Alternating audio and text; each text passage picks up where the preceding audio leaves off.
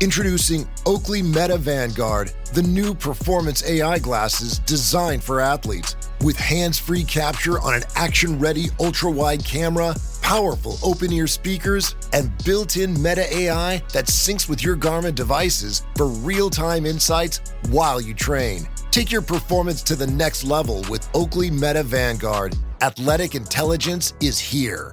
Learn more on meta.com. This episode is presented by State Farm. Having insurance isn't the same as having State Farm. It's like needing the protection of an offensive guard on the football field, but getting an elementary school crossing guard. Sure, they're both guards, but you can only trust one to keep your quarterback safe when the game is on the line. So don't settle for just any insurance when there's State Farm. Like a good neighbor, State Farm is there. Finished training for the day? Time to fight post-workout fatigue with Core Power Protein Shakes. They're packed with 26 grams of high-quality protein to build muscle and electrolytes to help hydrate. The nutrition you need to help your body replenish, rebuild, and repair post-workout so you can power on to the next one. Champion your recovery with Core Power. Visit corepower.com to learn more. This episode is brought to you by Casamigos Tequila. What do you bring to a holiday party? Simple. A bottle of Casamigos. Because nothing gets the party started like a Casamigos margarita, which isn't just for summer. In fact, it's the perfect pour all year round. Casamigos is the gift that always feels right, because anything goes with my Casamigos. Please drink responsibly. Imported by Casamigos Spirits Company, White Plains, New York. Casamigos Tequila, 40% alcohol by volume.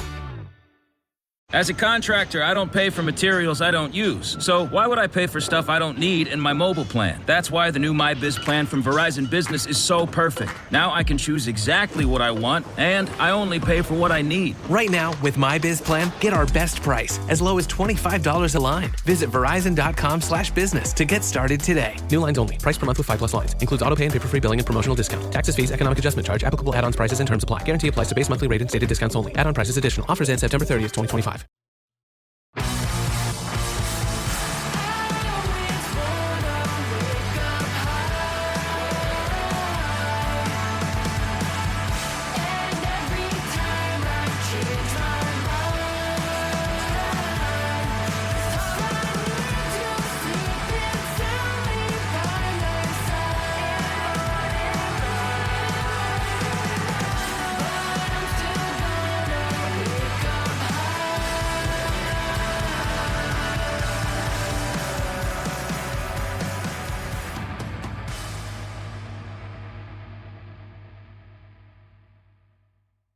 Hello and welcome to Islanders Anxiety from Lighthouse Hockey and the Fans First Sports Network. My name is Dan Saracini. Joining me on this Sunday evening via Zencaster is my friend Michael Leboff. And Mike, it was a very busy week for the Islanders. We had 2 wins, a shootout loss, another rookie showed up. One guy got put on season-ending injured list. We had a fired goaltending coach. We have a canceled All-Star Game event. We have a brutal week coming up, and it didn't seem all that busy, but when you break it down, boy, a lot happened with the Islanders since the last time we spoke, but most of it positive, not all of it we'll get to, but it's been pretty exciting. And the best part is the season is not over. They have inserted themselves into the NHL this year, and things are progressing. Where are you right now with the Islanders as they sit 4-3-1 this early in the season? Yeah, I guess the Islanders have already brought us through the entire solar system of fan emotions in the first couple weeks, where you wanted to pull the plug on the season. Well, I shouldn't say you. Like we wanted to pull the plug. You meaning fans. We wanted to pull the plug on the season after 3 games. It seemed miserable. Then there was the they sprinkled in, of course, the hope for the future stuff with Schaefer and the prospect and that kind of big picture optimism, while short-term pain. And then they started winning games. And they won the 4th game they won in a row was in such emphatic fashion that you're like, oh man, like this could be something special this season. We've already touched on, should they fire the coach? People want the coach fired. People want the goalie run out of town. The captain went from being a washed to now a point per game player, and Right. looks like an absolute beast on the ice.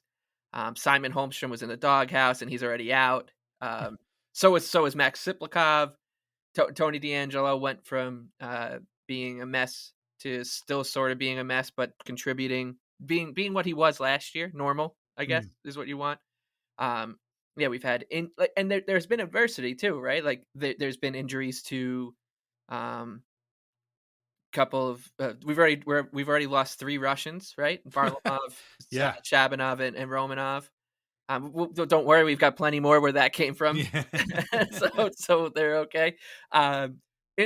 It's just feels, and maybe this happens a lot especially in the beginning of NHL seasons, but it just feels like they've taken us for a tour of what we're going to experience throughout the entire season already, and maybe it's just preparing us, like, yep, pocket the way that this feels, because there's going to be more where that came from, but there will also be some good, some weird, and yeah, there's been all of that, like you said. Goalie firing, Pierre Engvall's hip injury turned into an ankle injury, turned into maybe he might just not play another NHL game. I could totally see that being the outcome here.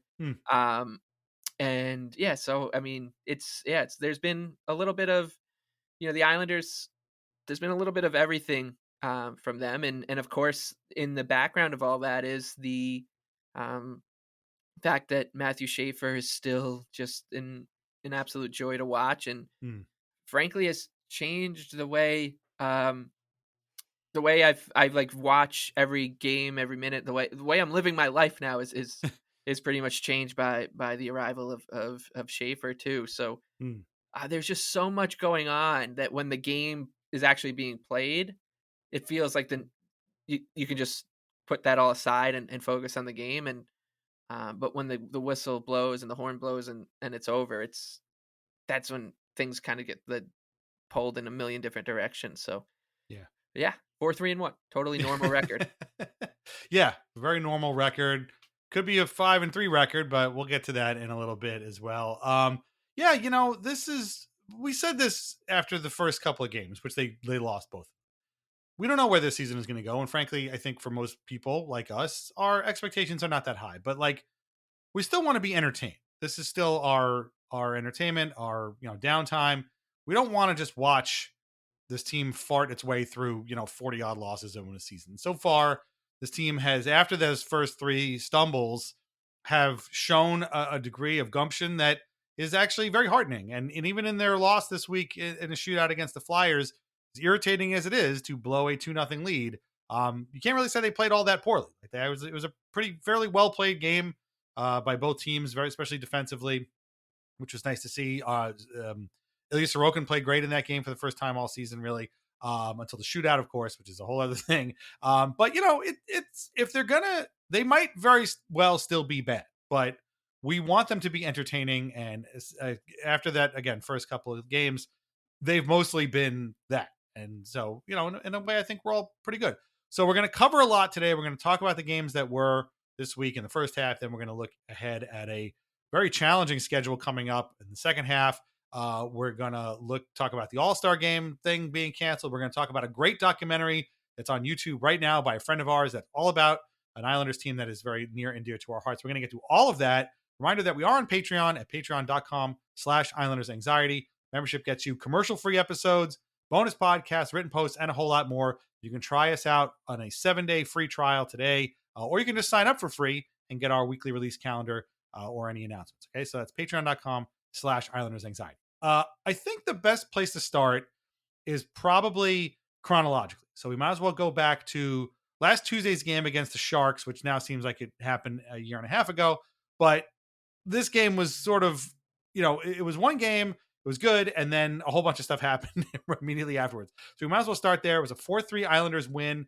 Way too much Sharks early. Barzal giveaway leads to a Colin Graf shorthanded goal, and you think, oh, come on. We're really going to be the first win for the Sharks here. They were 0-7, I think, or 0-6 at that point. But Horvat from Barzell on that very same power play, ties the game at 1. That was Schaefer's 6th point in his 6th game. He would end up getting another one later on. Casey Cizikas scores. Basically, San Jose defenseman Sam Dickinson just hands him the puck from behind the net. Casey scores right away. It's 2-1 Islanders. Adam Gaudette, who I didn't even know was on San Jose, scores from the side of the net. There's no defense anywhere near him, which really sucked.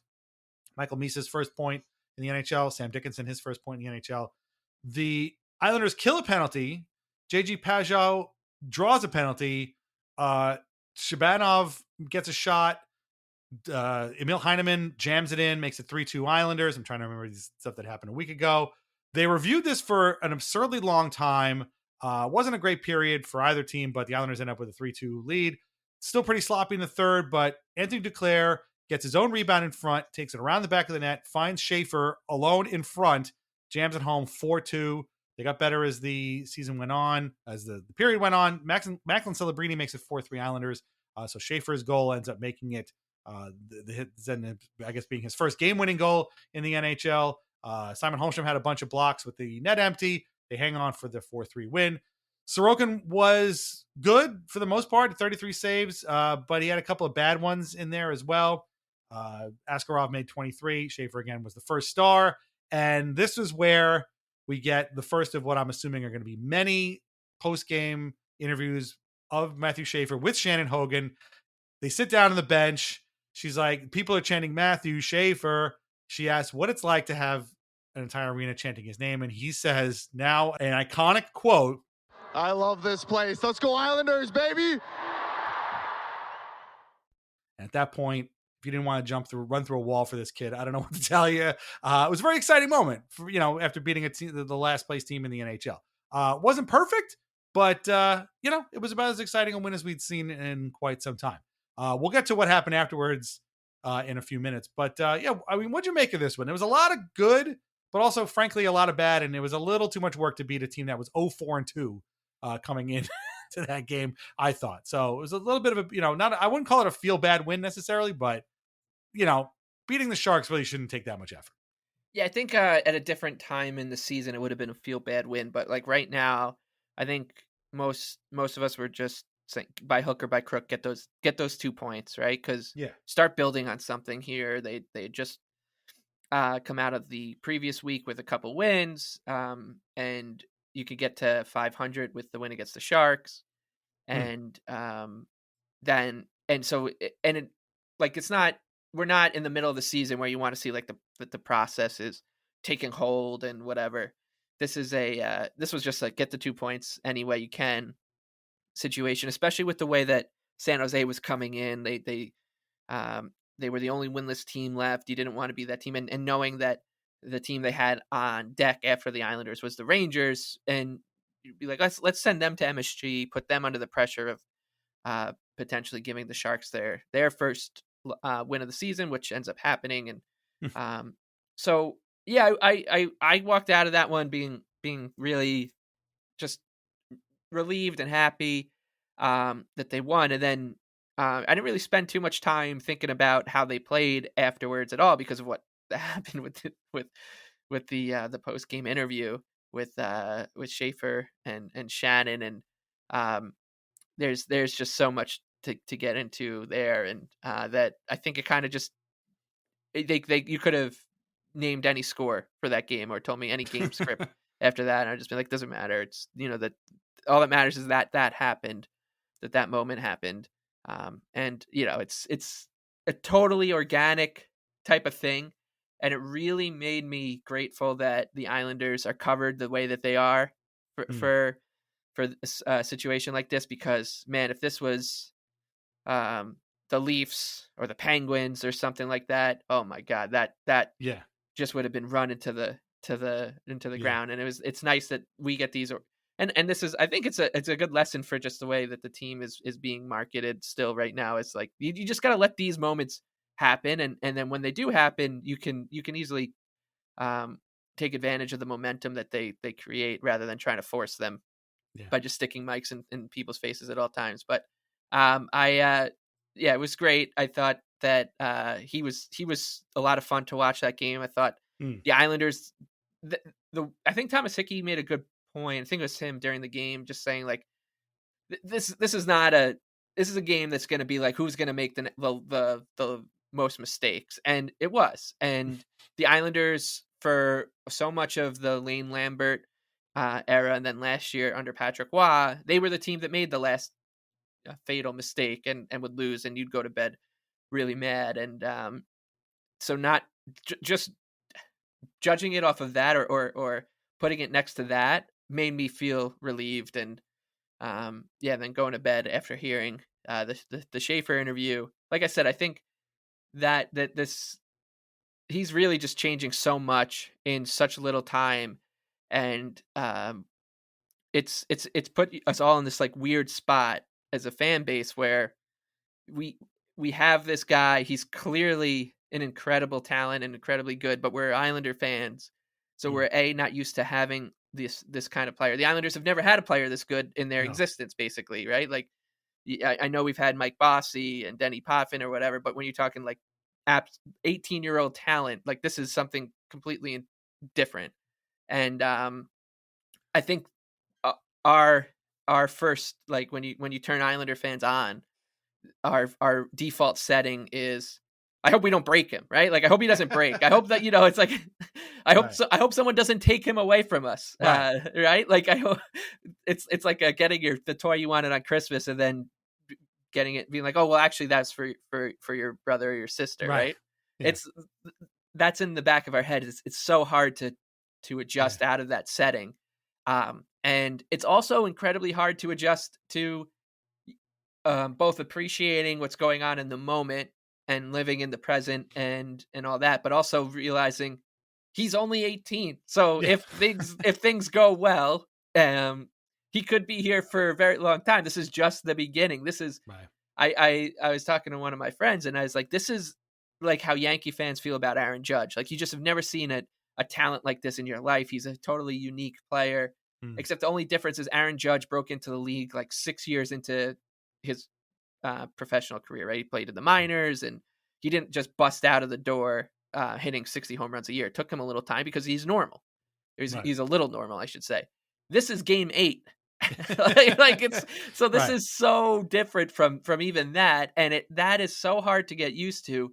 And I really think that's what a huge difference between the fan base here on the island and a lot of the ones that are whether Ranger fans or whatever. It's like if you put him on one of those teams, they'd be like, yeah, of course we have him. We deserve him. We get, this is what happens to our fan base, our franchise.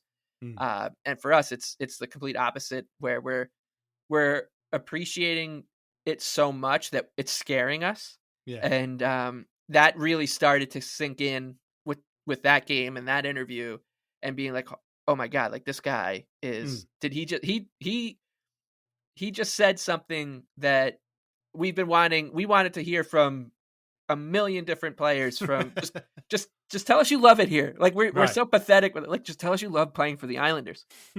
Just tell us. Hey, Trent Hunter, you were here forever. Can you just say you loved playing for the Islanders for us? They all say it years and years later. Ray Ferraro says it all the time. You know? But, yeah. Another key difference. I'm glad the Aaron Judge thing is great. Like, I'm glad you brought that up, because another key difference, you're right, the age thing is enormous. Like, this guy's literally walked off the plane, walked off the draft floor, and is doing this at an age when he can't like legally drink. He's obviously not an American, but like, he could barely vote. If he this year, like, if he was an American, like, he's doing things at a young. I mean, my daughter is 15. This guy is literally 18. Like, it's crazy to think about that. But the other big difference too, and like you mentioned, like Bossy and Potvin, like Trottier, obviously, like those guys were great at a young age. I mean, Trottier shows up and he scores like 5 goals in his, whatever. He's had a hat trick, I think, in his second game, and he had a 5-goal game like later that year. But like, another huge difference is that, yes, Aaron Judge is a great Yankee, but like, it's not that long ago that like Derek Jeter was still playing for the Yankees, right? and Alex Rodriguez was playing for the Yankees, and Roger Clemens was playing for the Yankees. Like, I remember when Ricky Henderson was playing for the Yankees. Like, it doesn't seem that long ago. Matthew Schaefer is here, and like, you're bringing up guys that played in the fucking 70s, like, right? Like, that's a big difference. Like, your dad watched Dennis Potvin play. Maybe people out there have moms or older brothers or older sisters, whatever, older uncles and whatever that watch these guys play. We've had, and listen, I'm not going to sit here and pretend like the Islanders haven't had great players in between there. Obviously we have, but there's a huge, like, we have not seen a thing like a player like this in a long time. And I know people brought up John Tavares, and like Tavares played like he was a 10-year vet, which was great, but like he's never been a flashy guy. Matt Barzal is probably the closest analog to Schaefer, but even still, like it felt different. Like I feel like, the anticipation for Barzal was such that like we were kind of waiting for him to kind of just pop. This guy shows up and we're like, yeah, maybe he'll be okay. We were debating whether or not he should even be in the lineup like before the camp started. And now here he is, like the best player on the team. So he is a unique unicorn. And yeah, to sit there and be like, I love this place, let's go. And he was holding onto the mic too, which I mean, it was right. It was great. And there wasn't anything, like I said, it was completely organic, and there wasn't anything like, what do you call it in wrestling when someone like grabs cut a promo kind of thing, right? Yeah, but it wasn't that, right? It wasn't like calculated or anything. Yes, like exactly. Yeah, I mean, he just came out and we've brought this up, I think, on the last show, that the main difference between him and the guy we drafted for, Victor Hedman, was that that guy was basically trained to be a professional, high pedigree hockey player from the time you put on skates, and this guy clearly wasn't. They're like, you just like let it go, let it free. And I think that a lot of the, maybe the life he's already led is probably part of that. That he's totally going to live life to the fullest, no matter if he's sitting next to Shannon Hogan or he's trying to shut down Macklin Celebrini. Like he's going to do it his way. And I think that also adds to, like, yeah, we've never had someone who's doing it like that. And I think Barzal is the right answer. And I think that this game was when I first started to notice the look on the other island. You were the one who coined this phrase, so you deserve a lot of credit.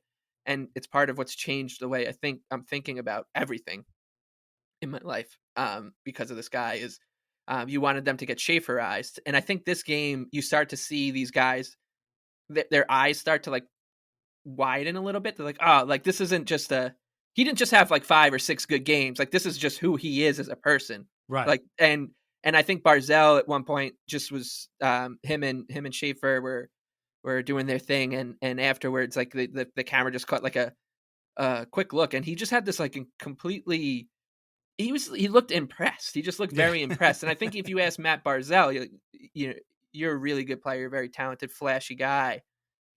He would tell you, that guy's 10 years younger than me, and I'm never going to be, I never was in the same universe as him. Right. And if you ask that guy about that, he'd be like, oh no, because that's just the type of guy he is, and he just wants to win games for the New York Islanders because he plays for the New York Islanders. And I mean, this was the game for me where I don't even know if it was close to his best game. It probably wasn't, but this was the one where I started to feel the profound impact of what's going on, and really through my entire life into one of those kaleidoscope things where I'm like, what do I need to call some people from my past and apologize? Like what's going, like he's completely right. changed everything right here. Now we as a fan and as a fan base, like we need to figure out what's the right way to like appreciate and root for this guy. I don't want to hold, like, my expectations for him now are be like, oh, you got to be the best player on the ice every game, which is completely unfair to do to an 18-year-old. Right. But at the same time, he does it every night. Like he's the Islanders. It's him or Bo Horvat or Barzal or Emil Heineman. Like those are like their best players every night. And he's playing 23 minutes a game. And so I don't know if it's unfair. Like maybe we need to readjust everything and how we think about it, because I mean, the last thing I want is for him to take the mic every night and be like, I love this place, and beat that bit to the ground. Right. But at the same time, like I can't wait to hear from him again in a situation like that. I want to move on to the next couple of games, but we probably should, at some point have a discussion about whether or not he's kind of like, again, it came off as very genuine. He was very excited. He always comes off as very excited and very genuine. I mean, he's an 18-year-old kid. I do wonder if there is some sort of like, not calculation, but some sort of understanding for him that we are a small fan base that is very, very passionate. We, in one very famous example, we loved a guy for 9 years. He left as a free agent. We tortured him and booed him and jeered him vociferously to the point where other NHL players were like, Jesus Christ, Yeah. these people are mad. Toronto had to Right. give him like a hug and Right. an actual proclamation. And we're still doing it like 7 or 8 years later or whatever it is. So, not that they had to get sort of the granular thing about it, but I think he understands maybe more than anybody else who we are. I mean, maybe his brother can tell him, or his dad, or his agent, or some other players are like, listen, here's the deal with these folks. And so by showing them the love, you're going to get all that love back. And so far it has been that way. But again, I don't want to belabor the point, but but after that game, so they beat the Sharks. Everything's good. They're back at 500. Thank you for reminding me of that, because I completely forgot about that. Then all of a sudden, all this stuff breaks. First of all, Piero Greco is fired as the team's goaltending coach. Sergei Naumov's is now full-time goaltending coach. He was Ilya Sorokin's goaltending coach in Russia. He was working with the Bridgeport team. Now he's been elevated to the Islanders side.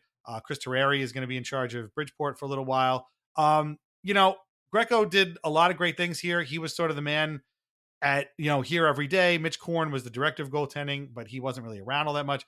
Greco was the guy here. So he and Korn together were helpful in resurrecting the careers of Robin Lehner, Thomas Greiss, Semyon Varlamov, Ilya Sorokin, and, helped make the Islanders what they were for a little while there. So, do not forget about his efforts.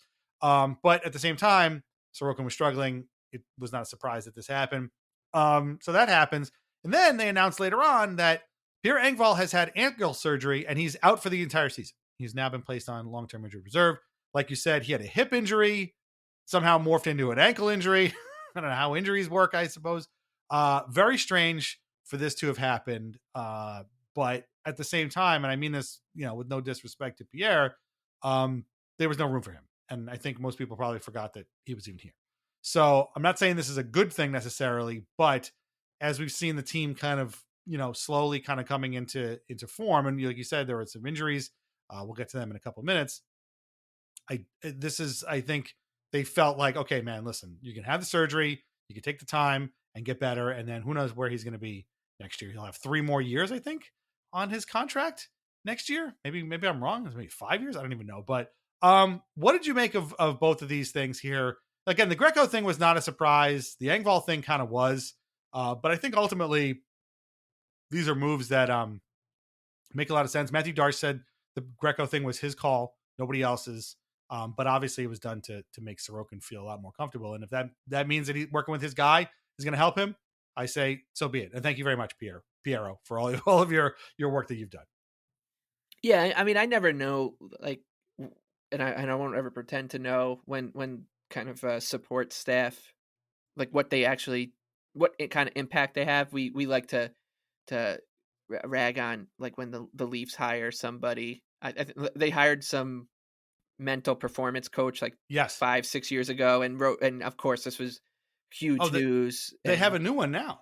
And they've got the Leafs do, no, we do. The Islanders, yeah, the Islanders do now. Yeah, I just saw they hired one, but like the Leafs did it like 6 or 7 years ago, but they made a huge deal about this because they just got eliminated from. That was when they got beat by the Blue Jackets or someone, and or Canadians, and they thought that this was like what the thing that was going to finally put them over the hump, and so I don't know, like Piero Greco and Mitch Korn deserve, I guess, a ton of credit for what they did, and he was here for a while. So, and you never want to see anyone lose their job. But as you said, like if this was you hope that this decision was made with a hey, let's get Sorokin back to, if this is what Sorokin thinks is gonna get him back to the Vezina level that he was at a couple of years ago. Good by me. I don't think Big Save Dave needs a goalie coach. He's just I mean, falling in love with this guy more and more every day. He's quite a kook. Seems to really have an awesome sense of humor, and So yeah, it's fine. The Engvall thing to me is, it's his path here, his career, his trajectory as an Islander is going to be one that we're going to have a lot of fun unpacking over the years, right? Like it's as he was so good when he first came, looked like he added like a great element. They signed him to that absurd contract, or Lou signs him to that absurd contract, and it's just like, I mean, I loved Pierre Engvall.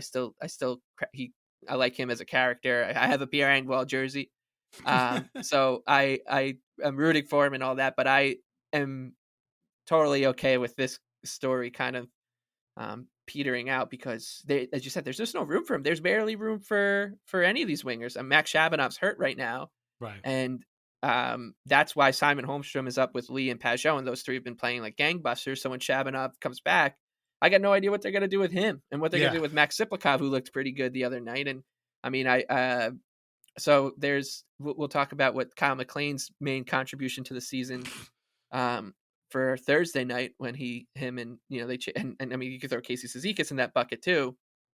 So yeah, there was just, the writing was on the wall for Engvall. So I wonder if maybe he's had like issues and with his ankle or something, and they were like, well, if you want to get it fixed, this is the year to do it, because there's no room for you, and you can just you can just start fresh in next fall. And it was very random, kind of a tragic. Pierre Engvall looks like he's about to become a tragic Islander, a tragic character. But the other thing, who knows? I mean, I thought Sorokin has started to find his game a little bit, so I'm encouraged by that, at least. Yeah, definitely. Yeah, he looked like himself in Philly, but we have a game to get to before that. So yeah, again, like you said, we don't want to see anybody lose their job or get put on injured reserve or any of that kind of stuff. But at the same time, these seem like kind of normal moves. Like I don't think it'll take Piero Greco too much time to find another taker. Maybe he ends up in Nashville with Barry Trotz again, and then Engvall, he just didn't have a spot right now, and so maybe now is a good time to get heal up and maybe come back next year, maybe play for somebody else. Who knows? They can't do anything with him while he's hurt, so don't try and throw him in any trade proposals or anything, because it doesn't work that way. But that was Tuesday. That was all Tuesday. It was a very eventful Tuesday. So Thursday rolls around. The Islanders play the Detroit Red Wings, who were hot as heck coming in. Actually, they had lost the night before in Buffalo, but before that, they had won, I don't know, whatever it was, 6 games in a row. And the Islanders were without Shabanov, who took a big hard hit in the game on Tuesday, and Alex Romanov, who still missed nothing. He missed the San Jose game too. And so you're like, okay, well, this is going to be an interesting test. And boy, the Islanders passed. They won 7-2. They're good for like maybe one of these a year, and I don't think anybody expected it to be this early. Schaefer, no points in this game, so his streak came to an end. But apparently, they didn't need him, because everybody else seemed to pile up a ton of points. Very early in, Anders Lee to Tony DeAngelo, he's wide open, makes it 1-0 Islanders. They're piling up a ton of shots. A 2-on-1 from Horvat goes to Emil the Cat Heineman. I'm calling him the Cat. If you get that reference, you are very old like me. They make it 2-0 Islanders. Shots were 11-5 in that period. They were all over the Red Wings. It was great. Then the second period, they just turned it up even more. Lee gets through traffic. He finds JG Pajot, makes it 3-0. Ryan Pulock throws a puck off the wall, bounces off Kyle Palmieri's angled skate, makes it 4-0. Hey, whatever works. Palmieri, he misses open nets, but he scores, off his skate through traffic. Whatever works. It means 4-0. Red Wings tried to challenge it, failed. Just after they kill a penalty, Anders Lee outmuscles a defenseman. Sorry, I don't remember who it was. Probably, I think it was number 77. I'm not sure. Gets it to Barzal, who goes on maybe the shortest breakaway in NHL history, makes it 5-0 just before the end of the period. That breakaway goal right there is your Vanda Pharmaceuticals shot of the week. Get vaccinated today. And that might have been their best period of the season. Like, they were just lights out. Everything was going in. It was great. Third period, a Barzal penalty leads to a Dylan Larkin goal, makes it 5-1. A Cizikas penalty 45 seconds later gets killed.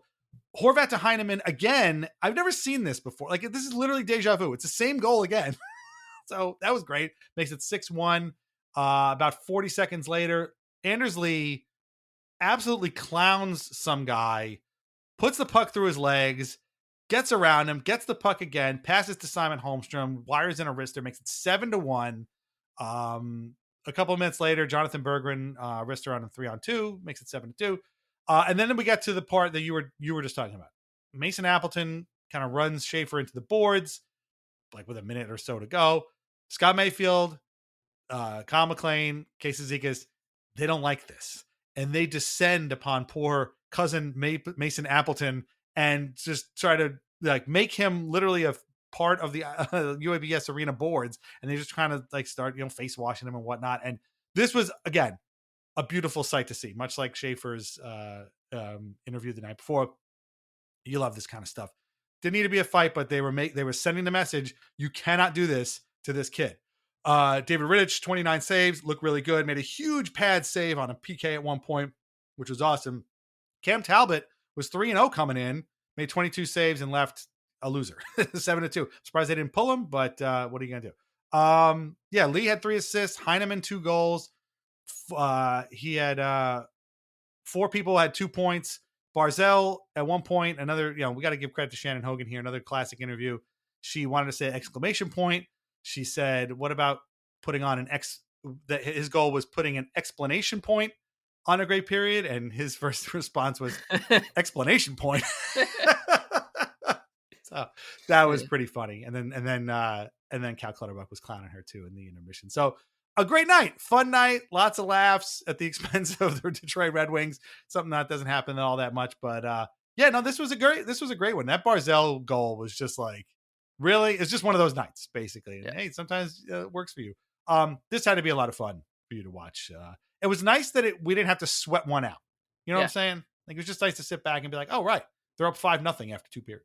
Yeah, that was great. I mean, there was a lot of things, moments in this game, like little singular moments that I think show you that the DNA of a team that may have something more than their punching weight. Of course, the Schaefer thing, but even before that, like just there was like a sense of cohesion between Horvat, Drouin, and Heineman, who were probably strangers before September, right? Like it, and those three have turned into a really just they flow, those three together. They really do. And Heineman, you call him Emil the Cat. I'm calling him the Heineman Terrace. He's been just a lot of fun. He's, I was talking about how he reminds me of, like, I know he's Swedish, but like those Finnish grindy forwards in the late 90s. But he's better than that. Like he's got the shot, and him and Holmstrom, I think, are right around the same age. They're from the same country, so they probably know each other really well too. So it seems like they're always together. And then, so like you look at that line, you look at the way Barzell is playing, and then of course you get to what happened at the end of the game.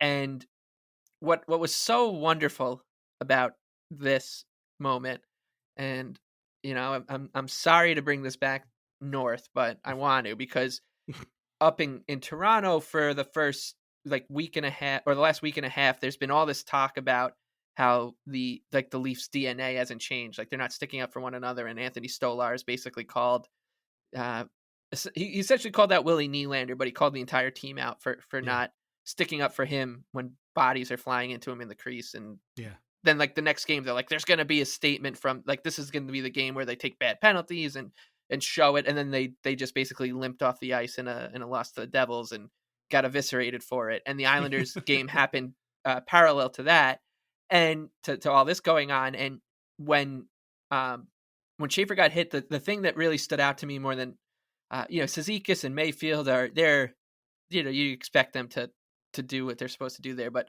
watching Kyle McLean go full stride, like speed skater stride, was it was quite warm to watch. It was warm chicken soup for the soul to watch that, because of what was going on up there.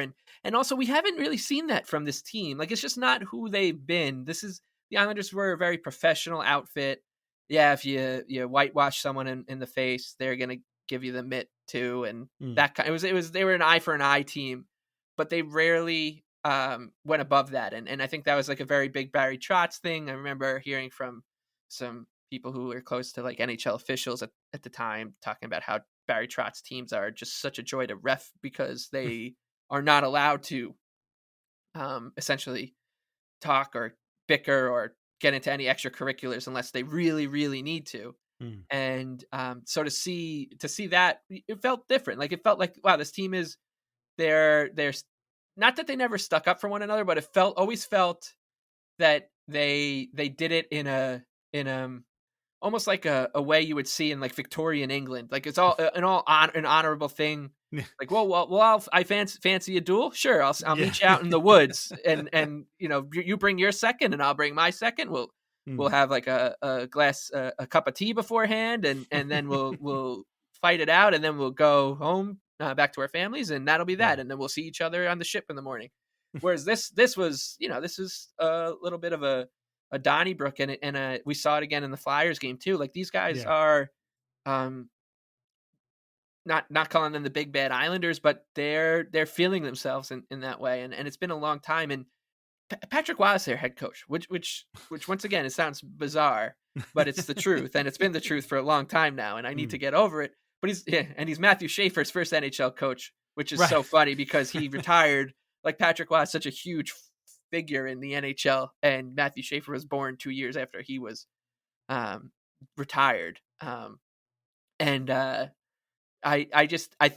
You'd expect this team at some point would have taken on the personality of their head coach, and it really never happened. It never happened under Waugh, and now it's starting to. And I'm back on board. I'm like, if you give me more of this, if you give me more of this kind of stuff, the turnovers, the blown leads, like they become they become forgivable because you're at least showing me that you're as into this as I am. And you're as into this as the guy who's shouting, "I love this place," right? Like, let's all and that's what I think we were looking for and kind of missing last year was that true buy-in from everyone top to bottom, and you'd get it in fits and starts last year, and but never fully into it, or they would wait till middle of March. The years before that, be like, all right, we'll make the playoffs now. Like we'll start doing it. But now it seems like they're truly into it. So this game was great, and it was Carrie Haber, our good friend Carrie Haber, and I used we call them good nights and bad nights, right? Good nights are when the Islanders win, the Rangers lose, and bad nights are when the Islanders lose and the Rangers win. And for a lot of these past few years, there's been very few good nights and a lot of bad nights. And this was a really good night because not only did the Islanders win, but then the Sharks beat the Rangers, and the Rangers, talking about the Islanders sticking up for one another and all that. The Rangers made the big show of the no BS and like, oh, what happened last year's done. We're a different group now. We're all in this together. And they had like a completely rudderless performance against the Sharks in which they lost. So yeah, it was a really good night. So I went to bed thinking that, talking about the solar system, right? Like going through them all. I was like, wow, this team actually, they might be good already. And because I have the Schaefer guy and all these other guys coming, they might be good for a really long time. And I was all over the place. Yeah, I mean, that's the way it's going to be. That you win a game like this and all of a sudden they could win the Stanley Cup. Like I was thinking that too. This game to me, especially with that scrum at the end to protect Schaefer, was very 2015 to me, or 2013 when young group, Tavares, Bailey, Clutterbuck, Parenteau, Zenon Konopka, Michael Haley, all these Trevor Gillies, Travis Hamonic, Andrew McDonald, all those guys. They were coming up. They were undermanned, underpaid. They were, called a laughing stock by TSN, and Zenon Konopka called them out, and it's like, we're not a laughing stock. We're a good young team. We're trying to fight. And if you remember, of course, the Fight Night Penguins game in 2011, like this was kind of what that was in a way, except they had real hatred for the Penguins and not for the Red Wings. So you're right. We hadn't seen that in a while, and it's not like the Islanders didn't care for each other. I mean, we talked about this all the time. They're the uncles, right? But we hadn't seen a scrum like this in a long time, and it reminded me of those teams. Like those guys were really fought for each other. I wonder if, not to get too inside their heads, but I wonder if it's like there's so much trust amongst these guys built that like if Anders Lee is getting, he gets like a cheap shot and JG Pageau doesn't step up for him, and Anders Lee trusts that, like, well, I know he would if he could, because like I've been through the wars with this guy. Right. And now there's some new blood, and you kind of have, and we got the Schaefer guy. So I wonder if like now it's like, well, I got to show Jonathan Drouin that I got his back. I got to show that like this is how the things work here. It's like if you touch one of ours, we got to do it. Whereas back then, last year, they almost were like, well, yeah, we know we're going to take care. We don't need to show it. We just know off the ice. Like that guy picked up my kids from practice today, so I know that he's got my back. Yeah, there might be something to that too. But I don't know. But like watching that, I was like, I remember seeing this kind of stuff before. It's just been a long time. Yeah, it has. Right. Yeah. So that was really cool to see. And again, it's nice to like not have to friggin' sweat out a win every once in a while. And I don't know what got into the Red Wings. Again, they did play the night before. So, I mean, we've seen the Islanders get into that exact kind of fix, but and they didn't have Alex Lyon. Alex Lyon doesn't play for the Red Wings anymore. I found that out that night. I was like, oh, thank God we don't have to see this guy. Yeah. And his career 997 save percentage against the Islanders. My wife was watching a part of that game with me, and I was like, Cam Talbot used to play. My wife loves Ghostbusters just like me, and I was like, when Cam Talbot played for the Rangers, he had a Ghostbusters mask. He had the Slimer and he had the Firehouse on it. And then they traded him to Edmonton, but he kept the Ghostbusters theme. And I'm like, I don't know how many Ghostbusters franchises there are in Edmonton. Probably too cold for ghosts up there, but I thought that was kind of cool. He goes at the ghost, but no Ghostbusters in Detroit. Apparently, he's played for about 18 teams since. Yes. But fun game again. Schaefer's streak ends, but it wasn't gonna last forever. And hey, they put up 7 goals. You can't complain too much. So that was really fun. Saturday's matinee in Philly did not end on such a great note, but it started with a great note because back up, I should say, from Bridgeport is Long Island's own Marshall Warren. He was up during the Red Wings, before the Red Wings game, but he didn't play until the Philly game. He had a ton of friends and family in attendance. He was smiling from ear to ear. I've been all in on this guy since they signed him out of the Minnesota Wild system a couple of years ago. Did not expect to see him this year, but he's been killing it in Bridgeport. So they called him up, obviously, with some injuries on the blue line. And boy, oh boy, he did not disappoint.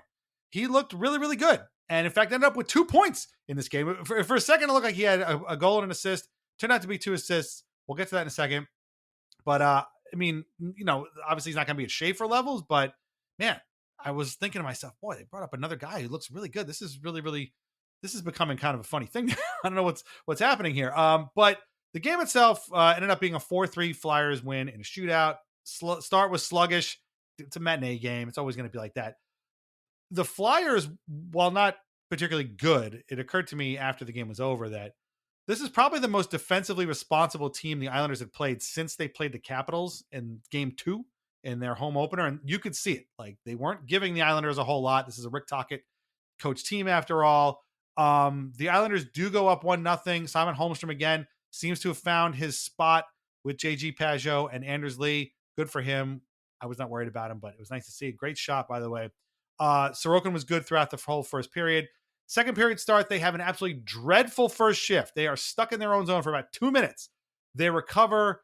Warren is in front, gets it to Anthony Duclair, sneaks it in 2-0. For Warren's first point. Cizikas on the other end, it was this kind of a back and forth thing. Casey Cizikas stumbles to one knee, watches as Trevor Zegras hits Christian Dvorak cutting in front of the net, makes it 2-1 Flyers. A beautiful goal, unless you're Casey Cizikas, who was like literally kneeling while the whole thing was happening. Felt terrible for him. But you thought maybe, this is going to be okay. Well, it really wasn't. So Warren finds, Warren and D'Angelo miss I think it was D'Angelo actually who missed the coverage. Leaves, they both go to cover Christian Dvorak. They leave Zegras open. He makes it 2-2. Trevor Zegras had a great game, unfortunately.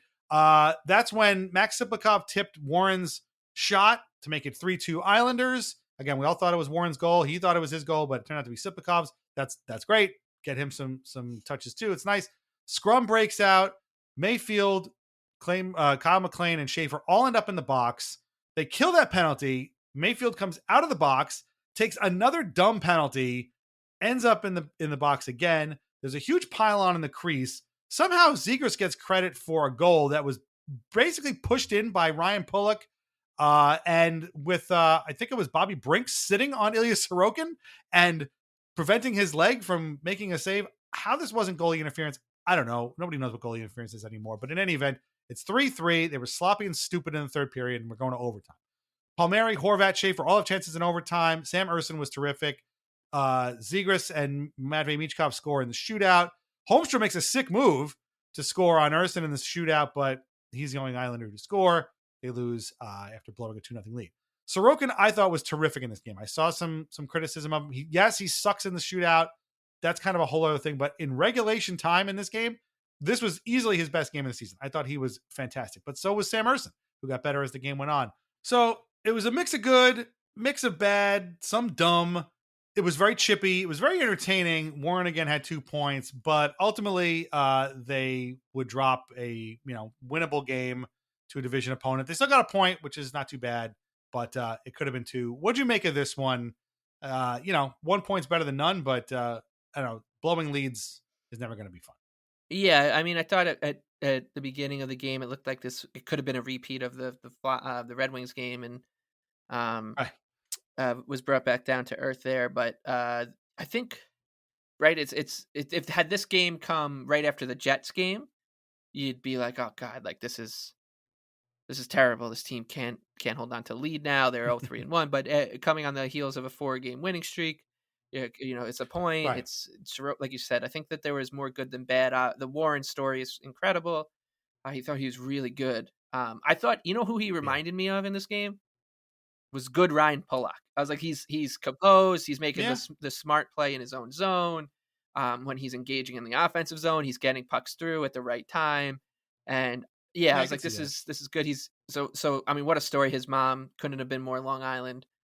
If she tried, and in the interview, it was incredible to hear that Long Island accent talking with Shannon Hogan, who I think is accentless. I don't know if Shannon, you can. I think I have an ear for accents, and had I not known Shannon Hogan's backstory, and she just started talking to me, and my life depended on guessing what region of the country she was from, I wouldn't get it. But Marshall Warren's mom, I could tell you. Oh no, that is a woman of Long Island, and I'm very very proud one at that. So welcome to the Islanders, to the Warren family. That was so awesome, and I will say that when he did get his first point, I was like, the Islanders have a knack of they not only giving first goals of the career, and Trevor Zegras gets his first goal as a Flyer, of course. Right.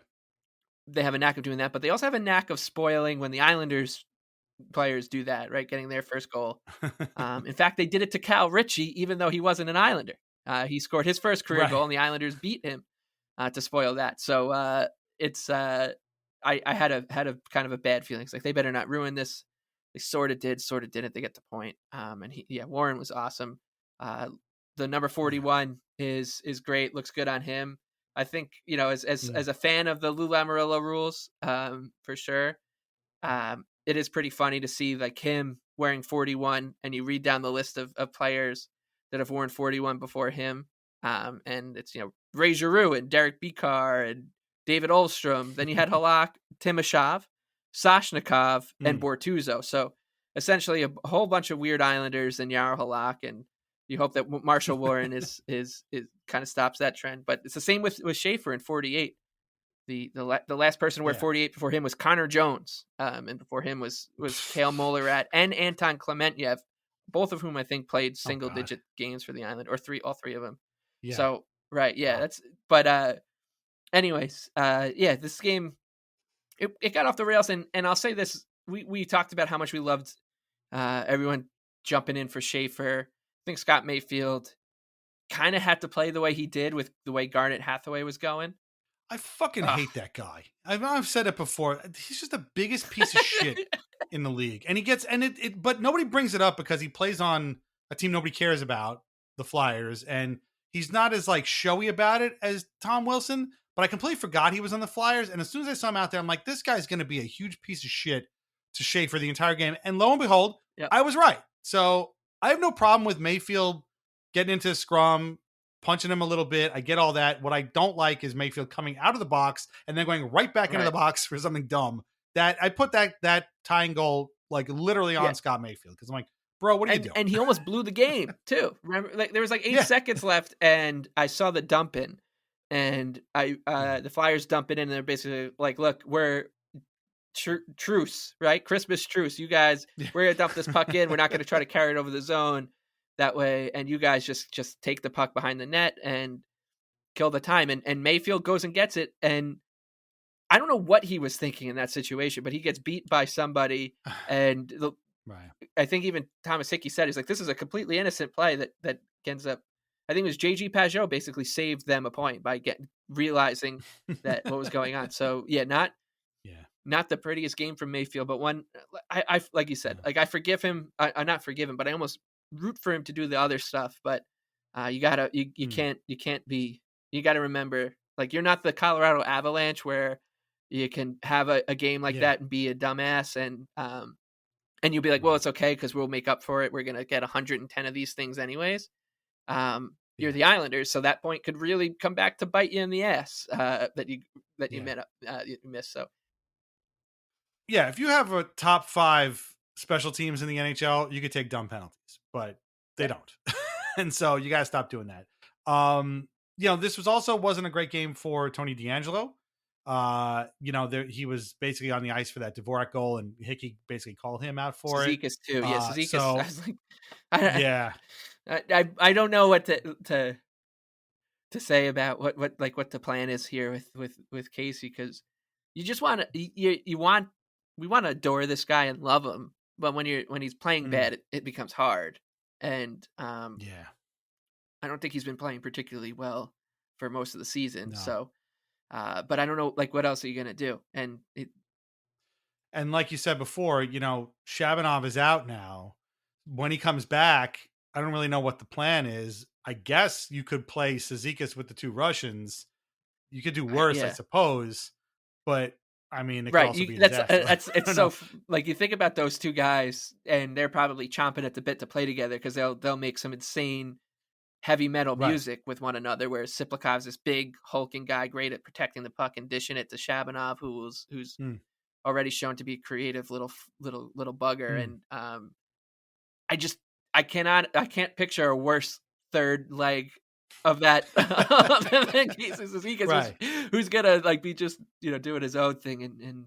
So I as you said, I don't really know what the plan is there. So Now, what they could do is bring up Cal Ritchie and play him with the 2 Russians, but I doubt that they would do that. Seems to be a bit tough for a kid, still. I know he played in the NHL last year, but that might not be the best spot for him. So I don't know. It's going to be tricky, and that's what they're going to need to figure out. But, so far, I thought that game, again, was mostly fairly well played. The Islanders' struggles in the shootout continue. They will continue until somebody decides to start scoring goals, or Ilya Sorokin starts stopping them. I don't know what to like. This team it seems like they get to the shootout and they just give up. I don't. It's really, really frustrating. And the days of Franz Nielsen are way over, which is really unfortunate. This was a mixture of a bunch of different things. Also a matinee game. Again, it's kind of weird.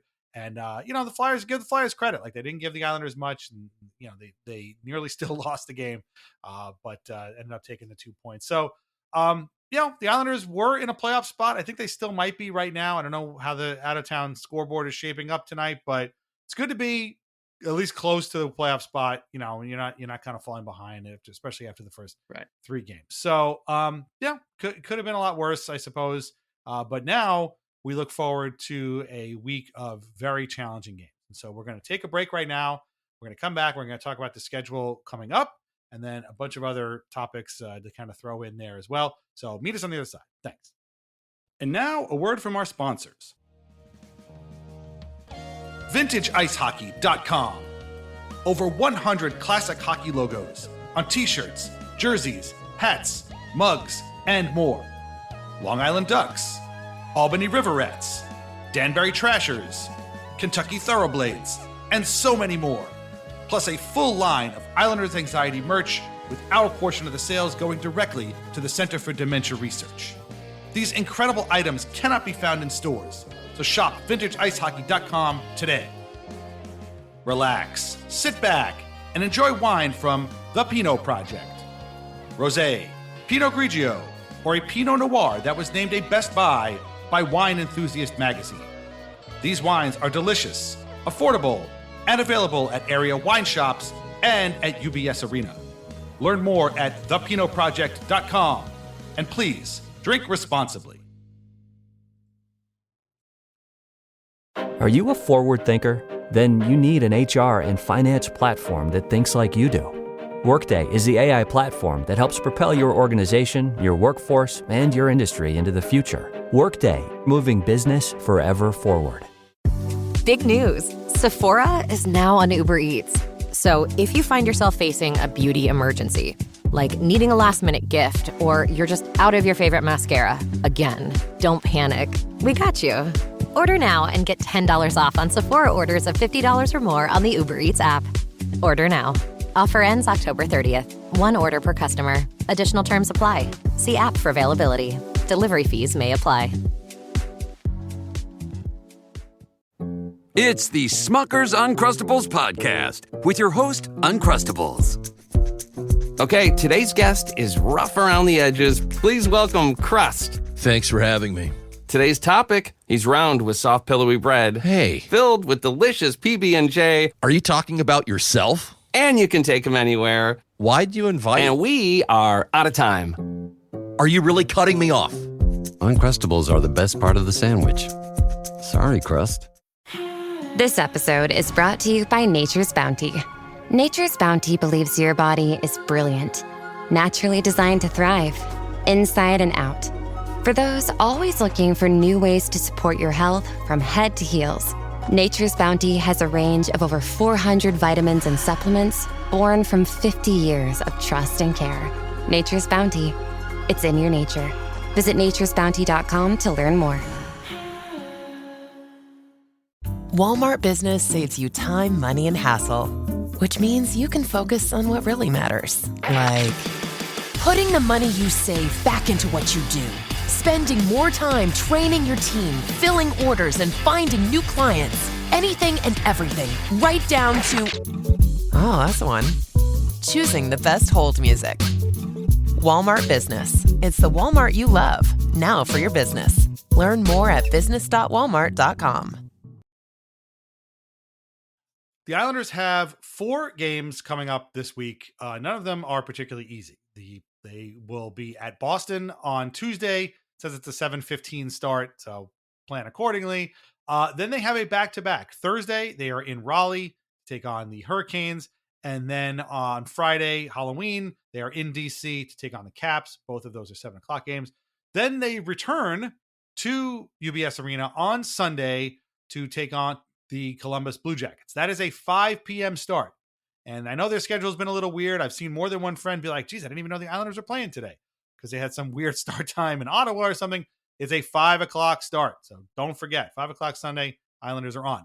We will record after that game. So normal schedule for next week will be on. You'll get our episode on Monday. But those are 4 pretty challenging games. You know, the Bruins aren't quite what they were, and the Blue Jackets are never not trying to find themselves.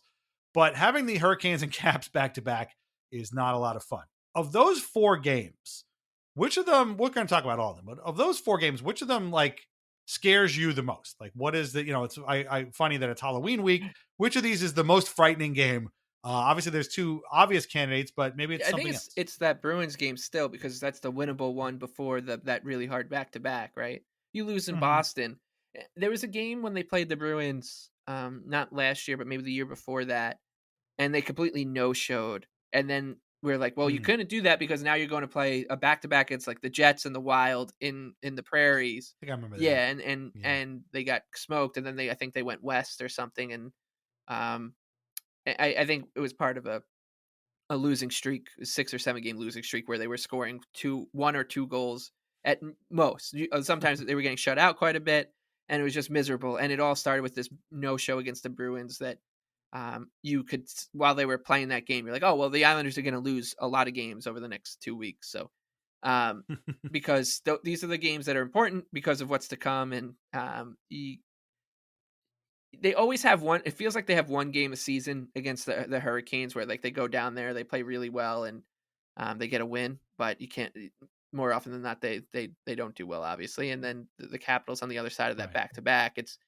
It's not pretty. And then that turns into the Blue Jackets game, which will be their 4th and 6 nights, 3rd and 4 nights, with some some travel. Of course, it's not terrible travel, but with some travel involved, that you can say, oh well, they could be looking at, if they don't beat the Bruins, and you wake up on that Wednesday morning, you're like, well, we could be looking at us going from a 4-0-1 streak to a 4-1 streak in the blink of an eye. Right. So yes, that Bruins game is the one you win that one, and you can sneak out a result here or there in the other ones, and I think that's a pretty good jaunt through this week. And I know we try not to look too far ahead after that, but the schedule it doesn't ease up at all in November. The November schedule is really a chore. On the other side of that Blue Jackets game, right? They get the Wild and Rangers, there's a Devils game, and then there's like a 7-game road trip where they're in Vegas and Utah and Colorado in 3 and 4. Then they go to like Dallas. So the easiest games for the Islanders in this month are against the Boston Bruins. Right.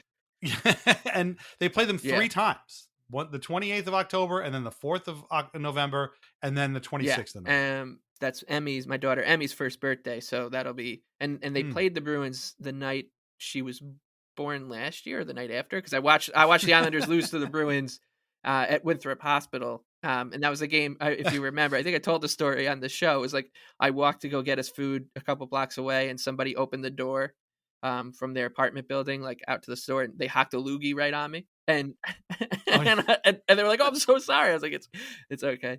It's just how I just watched the Islanders lose to the Bruins, so this isn't that bad." But yeah, the schedule's brutal, so that's why these games are important, and you can see it. You can see a tailspin coming, or you can see these guys putting something together. But so yeah, that Bruins game is crazy, and I will say one thing to keep an eye on is the Bruins and Islanders are both playing some cocaine hockey right now. A lot of high event stuff. The Bruins, I think, have their games are averaging nearly 8 goals per combined. Wow. For and against, and the Islanders are not that far off with 58 total goals in 8 games. So that game, I feel like Islanders Bruins games for a decade were 3-1, 2-1, 3-1. Patrice Bergeron scores the game winner, and right. And you're like, oh man, well they tried, but Tuukka Rask played well, and Bergeron scored. What are you gonna do? This one could look a little different, but you get a win there. So and that's kind of sets you up for to keep afloat in this tough week. Yeah. That's a good point. I hadn't thought about that. Getting that win in Boston would be huge, because that back-to-back, man, when I saw that, I was like, are you kidding me? Jesus Christ. Like, this is really not good. Getting one of these two is clearly important, and which of them it is, I have absolutely no idea. Yeah, you probably want to get some measure of revenge on the Caps for ruining your home opener, but I really think the Hurricanes game is actually going to be a really good test of what this team actually is, because so far it's been entertaining. They've again pulled themselves up out of the abyss, after 3 losses to start the season, got back to 500, over 500. Even if they, win that Bruins game, you're going up against the best team in the division, and a team that, if you give them an inch on defense, they will take a mile. And so the way the Islanders have been playing, you called it cocaine hockey. You can just call it just very passive in the defensive zone. They let the Sharks and portions of the Flyers game, let those teams kind of take over a little bit, which is not to my liking at all. If you let the Hurricanes take the puck, you're going to face 60 shots, and that is not a recipe for success. I think they can beat those guys because they can skate with them, which is, again, something we haven't always been able to say. The inclusion of Duclair, Drouin, Schaefer, Shabanov, if he's back, like those are all good players. Heineman, even, those are all good players to have when you're playing the Hurricanes, but you can't give them that much, because they're just going to they take a lot of shots as it is. If you let them take even more, they're just going to take even more. The Caps, again, we've seen them before, much more defensively responsible team. It's going to be a completely different game. But like, if they don't play any defense against the Hurricanes, that is going to be a very, very bad time. And so that would be a good time for them to tighten up on defense, learn how to, stop the other team from just teeing off on your goalie. Like, that would be very, very helpful. whether or not, would I play Tony DeAngelo in that game? Frankly, no, I wouldn't, because he's kind of like, one of the chief culprits there. Mayfield also as well. But I don't know who, if Romanov is available, that'd be great. I would keep Warren in the lineup because, like you said, much more of a defensively responsible guy, kind of, from that perspective. I thought he, again, played very well against the Flyers. So this is going to be brutal. I will just be, and we don't want to discount the Blue Jackets. If you sleep on the Blue Jackets, they will beat you. That first game home from the road trip is always a tough one. It's, again, a matinee. I guess 5 o'clock games are considered matinees, right? I don't know. Why is this game even 5 o'clock? I don't know. Very strange. But none of these games are really easy. We say the Bruins game is the easiest because they're the team that's kind of like still way down in the standings, but none of these games are particularly easy. So if they can win 2 of these 4, I think that's pretty good. If you lose another one in overtime, you get 5 points out of a possible 8. Well, that's okay. Obviously, anything better than that is better. But I'm keeping my expectations low for this one. But man, I'm looking at this weekend. You're right, man. November. We're not going to get too far ahead, but man, November is. This has a chance to be a very, very difficult month after what we just saw in October. I know not that October's over, but like it's been fun for the last couple of weeks. But this has a chance to be not a lot of fun. But maybe they'll surprise us and come and keep the offense flowing, pick up some defense, and again, exert yourselves into the NHL season. Yeah, you can always just win these games, right? Like it can happen.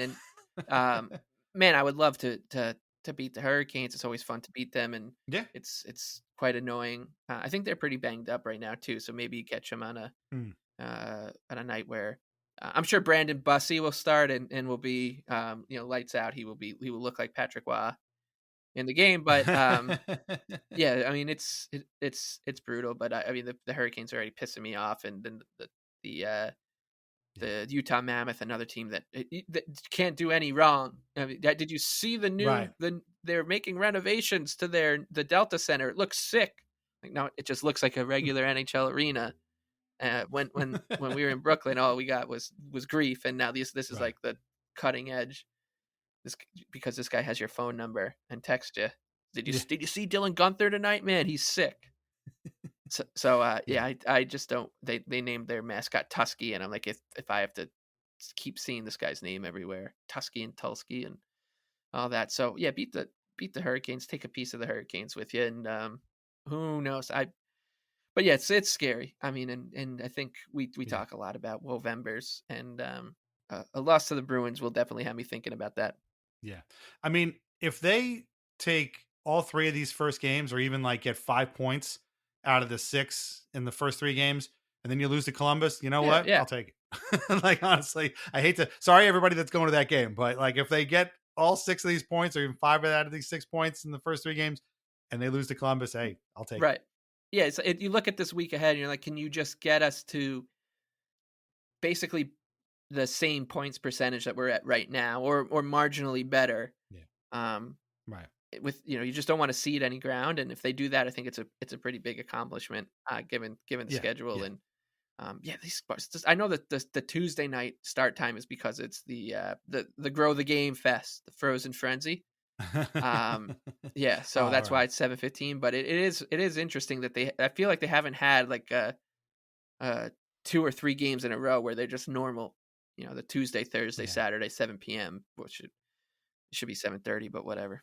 But yeah, so first of a number of back-to-backs. In fact, they have one next week too that we'll talk about then. But it's this has a chance to be kind of a make or break month coming up. So let's make it. Don't drop to the bottom of the division, I guess is probably what we're trying to say. Okay. So another thing I mentioned off the top of the show that happened this week was the All-Star celebration that was supposed to happen January 2026 at UBS Arena has now been canceled, and the Islanders are going to get the full All-Star game experience in 2027, January of 2027. We talked about this when they first got it, and then they, decided, wait a minute, there's an Olympics happening. Why are we doing this? Let's have a kickoff celebration. We don't need to belabor this point. I said it then. I'll say it now. This was incredibly stupid. And I don't put a ton of this on the Islanders unless they were the ones sort of pushing for an announcement here. I think they never should have announced this happening, because it's not like the Olympics sneak up on anybody. Like, we all knew the Olympics were happening this year. Why they even scheduled an All-Star game in 2026, I have absolutely no idea. But eventually the NHL did the right thing, canceled it. We all get an All-Star game in 2027. I know I will be there because I'm not passing up a chance to go to the All-Star game. What that All-Star game looks like in a post-Frozen Four or Four Nations frenzy world, I don't know. But it will be like a whole weekend thing. So I think that'll be pretty cool. I don't know. We talked about this at length, I guess, last season when they announced it. And at the same time, we're like, wait, isn't this an Olympic year? Why are they doing this? So we don't have much to say about it, but I mean, I'm glad they did the right thing and like moved the whole thing to the next year, because this kickoff thing, you're gonna make everybody fly to Long Island and then leave. Like, this is so stupid. Give me a break. It was like pandering. Yeah. Like it was really annoying, because they're like, well, the Islanders will still get the chance to show off their state of the art arena. Like, nobody, who cares? Right. Like, that's not what I want. I don't want the All-Star game coming to Long Island isn't about like, oh, I want you guys to see the amenities at UBS Arena. It's the fact that the All-Star game is here. Like, that's cool. Right. Like, that's what I want. I'm not here to be like, you guys should try the Pat LaFrieda steaks. Like, we got to make sure that Kevin Lowe can try the Pat LaFrieda steaks at UBS Arena. And that's not what anyone cares about. We want the All-Star game to be here. And then they're like, see, this is what you'll get, and you'll like it. Yeah. That's what it felt like, because you're the Islanders, right? Is the hotel even going to be done in 2026? I don't think so, right? No, I don't think. I mean, the Belmont, the track should be open by this time next year. So maybe, I think that's the next phase. And but I mean, I think it had the potential to be an all-time bust too. So, I would have assumed that most players would have just been like, these guys don't want to do it in a regular year. Why would they go in an Olympic year? Yeah, right? So. Right. Hey, what I'm just gonna sit in a booth and like show people how I tape my stick. I was gonna say Jeff Marek. Jeff Marek is gonna be the only person at this event. This is an event. And honestly, I wouldn't be surprised if this whole event was like Jeff Marek texting Steve Mayer, president of content and events at NHL.com, being like, you know what would be sick if you had Jonathan Huberdeau talk about the equipment how he tapes his stick. Well, ask Alex Ovechkin about the color of his laces. Like that. Yeah. Thanks. So this is the right thing. Again, I don't know what this All-Star game is going to look like. Maybe they'll do like a little mini Four Nations where, like, instead of having all four divisions get teams, maybe they'll do like little international teams. I think that'd be kind of a cool idea. Again, I'm just making this up as I go along, but that just let these guys go to the Olympics, please. We don't need an All-Star game. It's fine, really. Thank you very much. Again, that's why I'm saying, like, unless it was the Islanders who were like, we need to announce this right now. We need to get this out right now. We want to announce this as happening right now. Then I would blame them. But if it wasn't them, if it was the NHL who's like, no, we need to announce this right now, then I blame you. Like, somebody should have put a little bit more thought into this before they announced it. I really do think like this was created to appease members of the media in a way, because I remember hearing this idea like floated around and stuff when this was happening, and we were just joking that it felt so apropos that the Islanders get their first All-Star game of my lifetime, and it gets turned into basically a corporate happy hour for the NHL. Like, it's just it's bizarre, but yeah, we'll see. Who knows? And you know what I love about it is it's 2.5 years away from now or whatever, or 1.5 years away. Yeah. There's so much time for weird stuff to happen between now and then where they can still find a way to Islanders this up some way, and they'll be like, well, we were going to have it on Long Island, but they just weren't ready for it. So the Rangers are going to take it. And, right. We're going to split it. We're going to split it between the two. I'm just happy that I think it would have been immensely cringy and embarrassing had this thing gone forward. Well, good news. It still might be, but we I was talking about the Olympic kickoff thing. The meet and greet thing that they were doing, whatever, the Olympic kickoff. Yeah, that was going to be an absolute cringe fest. That was definitely going to be cringy, but whatever they come up with next will be cringy, because again, this is going to be a tall task, and we are post Four Nations here, so nobody wants to see the old musty dusty All-Star game anymore, even though I kind of enjoyed them, but that's just me. So we'll see. I will be there. I don't care what it takes. I'm going to go. So I'm glad somebody finally came to their senses at some point in this whole thing. Somebody finally came to their senses and made the right decision. So there you go. Okay, couple of things we want to get out here. First, this week saw the release of a documentary on YouTube called The Last Days of Bedlam by our friend Pinholes Graham. I posted this over at the Islanders Reddit. We both shared it on our various social media accounts. We are telling you, you need to go watch this right now. It is all about the 06-07 Islanders. We talk about that season a lot. Obviously, that's the Ryan Smith, Marc-Andre Bergeron, first Ted Nolan year, the Wade Duplowitz year.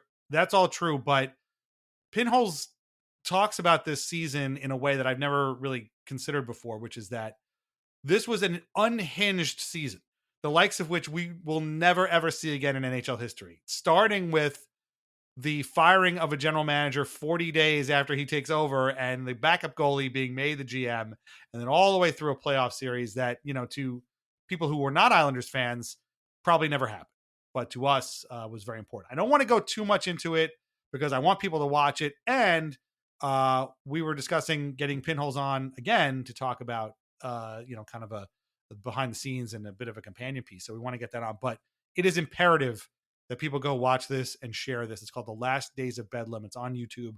It's an hour and a half long. Take time out of your schedule to watch this. I promise you, it will blow your mind. Because it blew our minds. And I only meant to watch the first couple of minutes of it, and I ended up watching the whole thing literally at work. So I hope my boss isn't listening to this. But I was just watching the whole thing. You were moved to tears, you were saying. Yeah. And it's I'm not being hyperbolic. I was crying and kept getting, when the Islanders in the movie, when the Islanders trade for Marc-Andre Bergeron, he has a little dramatic kind of thing going, and I got goosebumps and felt like I was welling up. And then just there are different parts that I don't want to give away, even though you saw the season and lived the season. But it's just incredible. No stone unturned, really, in this entire thing. I remember thinking I wonder if he's going to get to this, and then I know to trust Pinholes as an auteur. Not that I didn't beforehand, but this guy is such a talented storyteller, and he is. I mean, if you listen to our Weird Islanders episode with him and Jamie Heward, that's a player who basically predates me. He, I caught the tail end of his career, or the back end of it, and Pinholes was, I don't think, alive for any of it, or if he was very young. Yeah. He's a young guy. I think he's from in the DC area. So no ties to the Islanders or Long Island. And let me tell you, it's not just the Islanders that he represents, but it's Long Island itself. He does such a good job of weaving a Long Island in the 2000 aesthetic into this thing.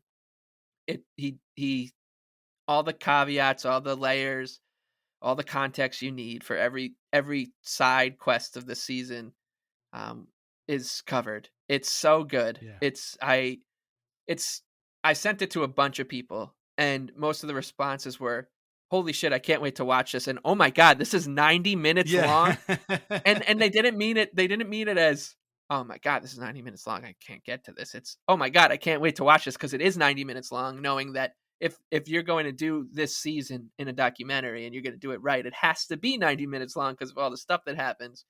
And it's so fantastic. If you listen to the show, you will love this thing. You will love it. Yeah.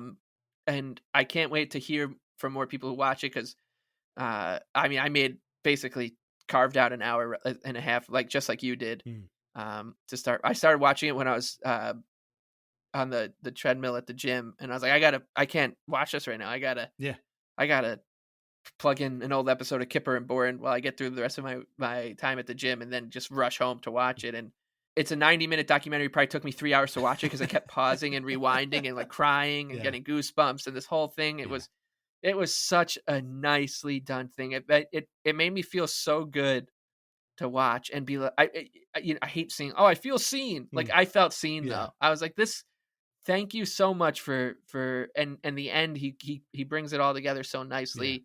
And I think the more people that watch this, from outside the island, the more people understand why we are who we are, why we act the way we do, because this season ends up being a really good kind of crossroads for the franchise. And yeah, I can't say enough good things about it. And I think what's tough for us is like, we're Islander fans. We love that season. We love talking about that season and kind of explaining like the myth of it to people. So for some people like us being like, you got to watch this, they're like, oh, like, why the hell is this guy still talking about Mike Sillinger to me? Like, I don't care about Mike, but I would recommend this to any sports fan because it's the storytelling.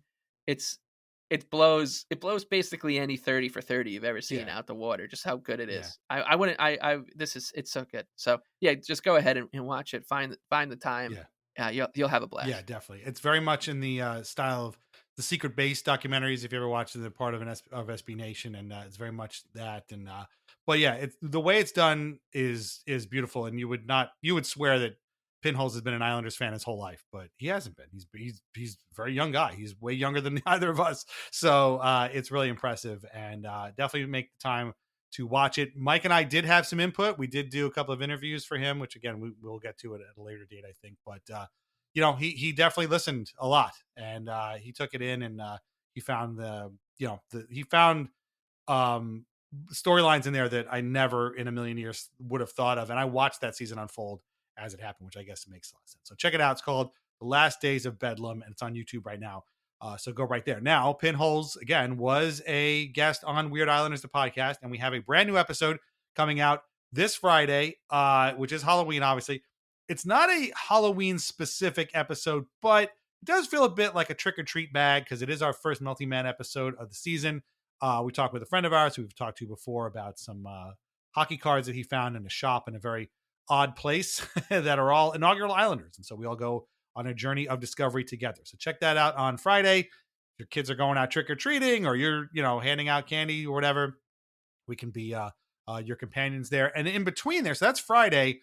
Wednesday is the next edition of my Islanders book club over at the Patreon exclusively. It is a book that is extremely famous and was supposed to be the final book I was going to read for the book club, but I decided to move it up in the rotation, and it'll make a lot of sense why once you see what book it is. So we got plenty of books to go.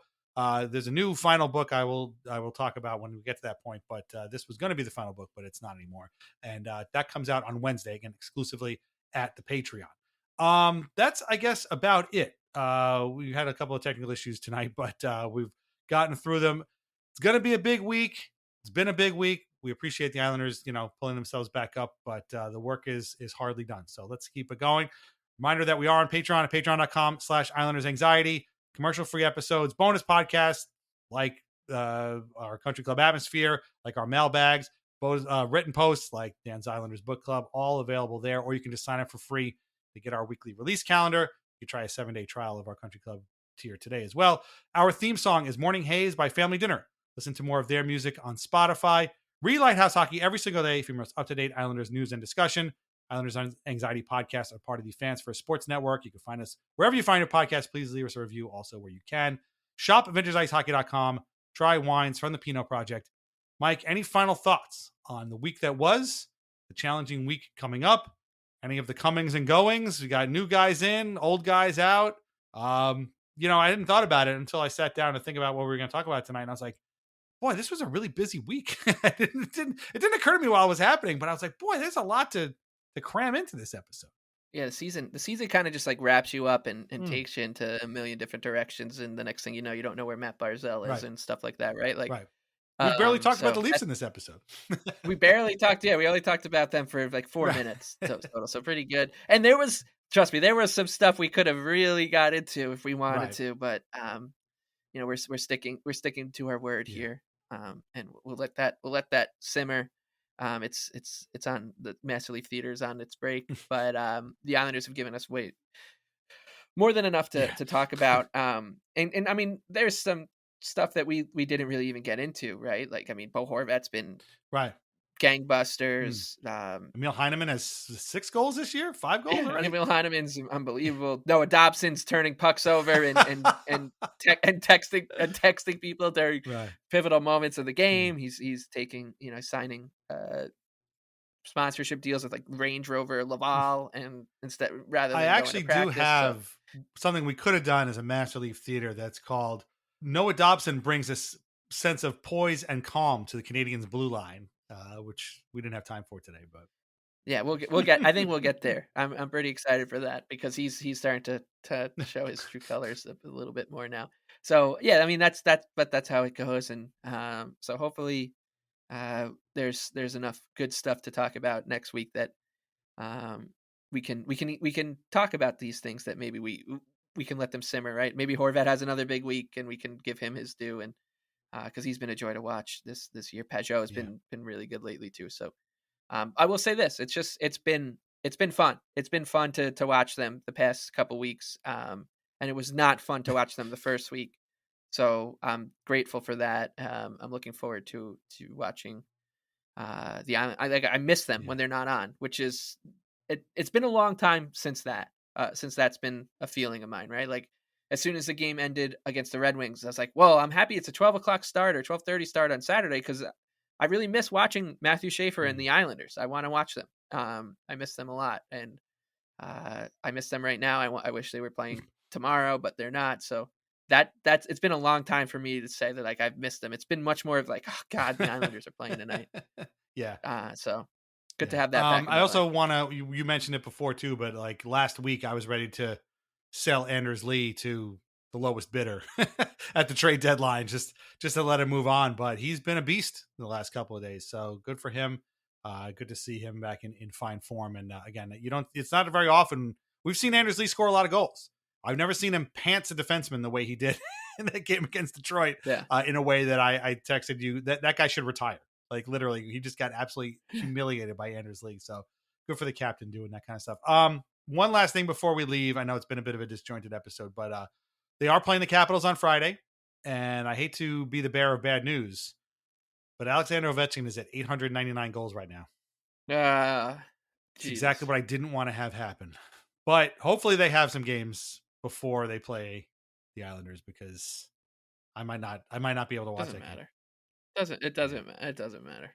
They could be playing the Long Island Royals and. He still wouldn't. He'd be like, I'm just going to save it for the Islanders. Please don't. Haven't you done enough? Please. Anyway, and Ilya, if it happens, please don't like get him to sign your stick or whatever it was. Like we don't need that nonsense again. But in any event, let's see. Yeah, they do play. They play the Stars on Tuesday, I think, and that's it. So yeah, that's unfortunate. Well, we'll see what happens. But in any event, we will be back after the game on Sunday against the Blue Jackets to discuss all 4 of these games and then whatever else shakes out over the course of the week. So thank you for listening. Weird Islanders on Friday, Dan's Islanders Book Club on Wednesday, and check out Last Days of Bedlam on YouTube by our friend Pinholes Graham. Thanks a lot, and we'll talk to you soon. Take care. Bye-bye. I love this place. Let's go Islanders, baby.